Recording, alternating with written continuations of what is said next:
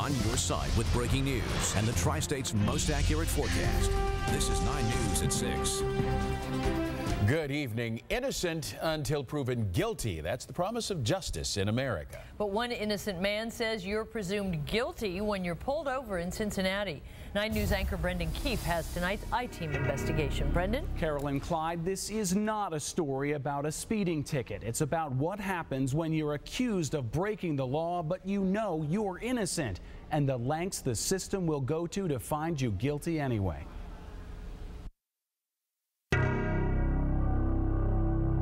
The reason we're stopped, I got you at 53. Speed limit's only 35. Any reason you're going that fast?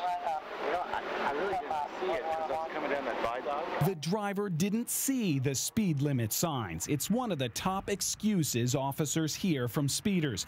But this driver could not have seen the multiple 35-mile-per-hour signs on US 50 because they were missing. These 240 signs are new.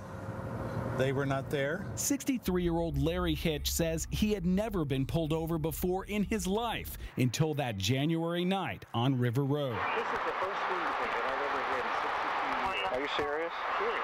He got the ticket anyway. Mr. Hitch, it's going to be a citation for speed, okay? It's $124. A few days later, Hitch went back to this section of outbound US 50 where the 6th Street Viaduct spills down to River Road. The one on the right going up to Elberon, Warsaw was there. The one on the left was not. And I'm in the far left because I know I'm going down to River Road, and the right side goes up the hill. If only we could go back in time. We can, thanks to Google Street View.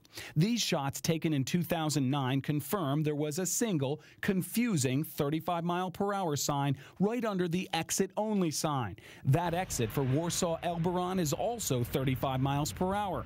So was the sign here for the entire expressway or just for the exit ramp? There were no signs on the other side for the ramp leading down to River Road. None at all. The rest of the expressway up to this point is posted 50 miles per hour. I felt like I hit an assignment now as just a citizen to stand up for people that have gotten tickets there. Hitch went to City Hall and found the smoking gun, a work order from traffic engineering for that exact location. Missing both sides. 35 miles per hour. This one here is outbound 35 posted on right side, missing on the left side. Sure enough, it showed 3 missing signs need to be replaced, and it was dated and approved in January of '09. This is 1 year later. But that work order was put on hold for more than a year, and the speed limit signs remained missing while the state considered a request by the city to actually increase the speed limit here to 40 miles per hour. Today, there's a large speed limit sign in the very spot where a police officer used laser to catch Larry Hitch driving 53 miles per hour. At the time, the speed limit was 35, not 40. But this sign and at least one other speed limit sign were missing. I'll be right back with you, okay? During that time, this one Cincinnati officer wrote 60 speeding tickets at that exact address. It was, in fact, his favorite location for enforcement while the speed limit signs were missing. Hitch demanded a trial, and he brought the city work order with him to court. The judge asked me what my position was, and I said mine was that there were 3 missing signs, and he asked me how I knew. And I gave him the copy of the work order. Immediately, the prosecutor said, objection, this is hearsay. The judge refused to admit the missing sign work order into evidence without an official present for authentication and cross-examination. Larry Hitch was found guilty, case closed. And then I see the city prosecutor, and he comes out, and I asked him, can I ask you a question? And he says, yeah, you were the guy just in court. And I said, yes.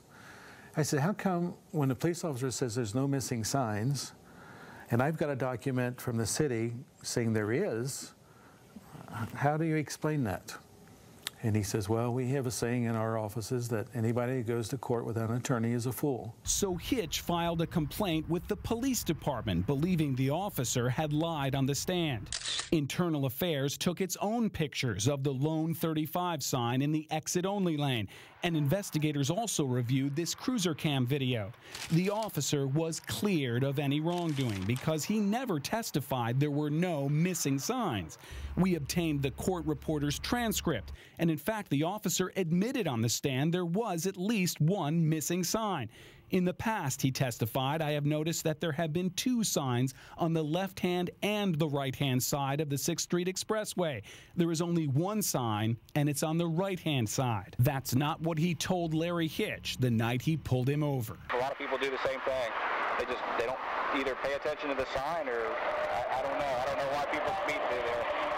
It's clearly labeled. So I went back to the city hall, asked for that work order again. A different person gave it to me, and when I read it, I saw that it had been altered and changed from replace 3 missing signs to adding a supplemental sign. That's right. While Internal Affairs was investigating, for some reason, traffic engineering revised its year-old work order and removed every mention of the word missing. The only thing they have is add a supplemental 35 miles per hour. The state finally approved the speed limit increase, and today there are 5 signs indicating the new 40-mile-per-hour speed limit before River Road. Not only did they replace the 3 missing signs, they added a 4th sign at the bottom of the ramp where the police officer was parked. Trapster.com, the speed trap reporting website, shows the River Road and Evans Street trap has expired, meaning drivers aren't seeing officers parked there anymore.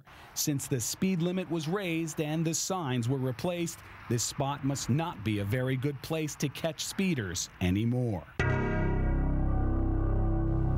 Now remember, the city of Cincinnati issued the citation, the same city that failed to replace the missing speed limit signs for at least 1.5 years, and the same city that was in the process of increasing the speed limit at that time, and the same city now refusing to testify about the work order without a subpoena. Yes, Larry Hitch is trying to appeal his conviction, but traffic engineers have turned down his request to appear in court. And this trial transcript required for the appeal would have cost him $112, nearly as much as that original speeding fine. Clyde?